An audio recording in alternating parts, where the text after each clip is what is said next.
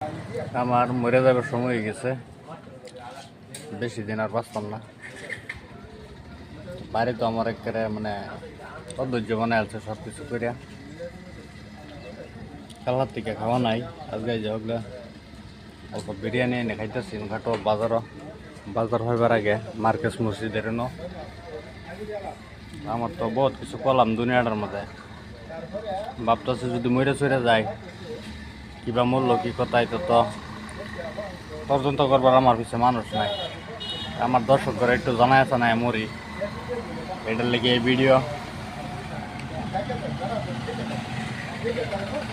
টাকা পয়সা না থাকলে দুনিয়াটার মধ্যে কিছুই নাই, এটা মানে মাইকে তখন শুনতাম, কারণ বর্তমান রিয়েলিটি দেখতেছি।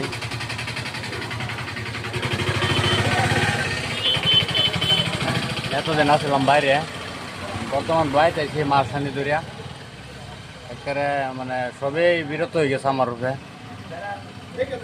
মানে টাকা ইনকাম না করলে পুরুষের জীবনের কোনো মূল্য নাই, এটা বর্তমানে আমি প্রমাণ পাইতেছি।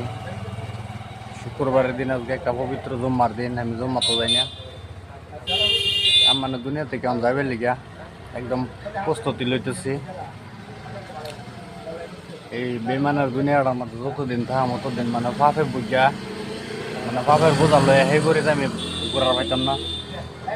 এটার লেগে ভাবতেছি যত আগুলে মরার পাই, তত আগুলে শান্তি পাইয়াম।